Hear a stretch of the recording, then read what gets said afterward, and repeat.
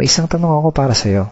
Paano kung sabihin ko sa'yo na ngayon ay meron ng isang legal na paraan para sa ating mga Pilipino kung saan magagawa mong kumita ng extra income gamit ang internet kahit nasa bahay ka lang? Interesado ka bang malaman kung paano to?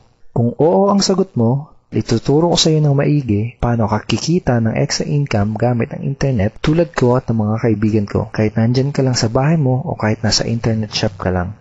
Bago ang lahat, may gusto muna akong ikwento sa iyo. Sigurado ngayon mo palang ito maririnig. 8 months ago, bandang 3:30 ng hapon, dalawang magkaibigan ang sabay na gumawa ng sarili nilang Facebook account. Ito ay sila Paul at si Eric. Bukod dito, madami pang pareho sa dalawang magkaibigan na to. Pareho sila ng eskwelahang pinanggalingan, pareho sila ng kurso natapos, pareho silang pamilyado na. Pareho silang empleyado na nagtatrabaho ng walang oras araw-araw, parehong nakikipagsiksikan sa MRT pagpapasok ng trabaho, parehong sumasahod kada kinsenas katapusan, parehong nagbabayad ng mga utang pagkasahod, at pareho din silang gustong makaahon sa hirap ng buhay. Pagkalipas ng ilang buwan, nagka-chat uli sa Facebook ang dalawang magkaibigan.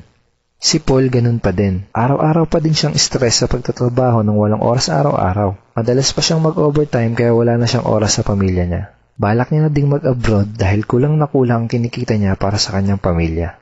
Nalulungkot man siyang umalis dahil ayaw niyang malayo sa pamilya niya pero wala siyang choice kung hindi magsakripisyo.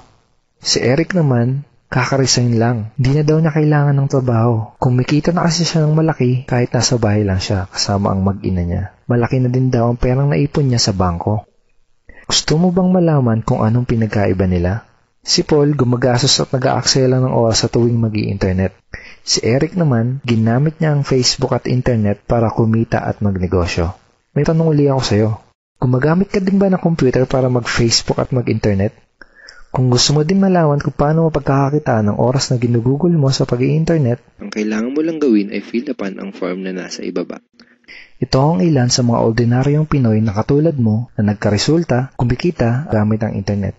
Lenton Montejo from Davao City, Philippines. I earned $1,200 in 7 weeks. Jeff Perez from Quezon City, Philippines. An ordinary guy like me has earned over $4,000 in 2 months. Ivy Amor Dahino from Bangkok, Thailand. Highly recommended opportunity. I've just mentioned this to my friends. Kiko Javier from Davao, Philippines. I'm now averaging about $700 per month since I started this. Reden Kakista, Riyadh, Saudi Arabia. I earned $6,460 using internet only. I'm here in the Middle East working and I'm even earning more than my salary here. Nakakatuwa, di ba? Nung una, naniwala lang sila at sumubok. Ang maganda, pwede ding mangyari sa iyo mga to. Kung gusto mo na ding matutunan kung paano kikita gamit ang internet,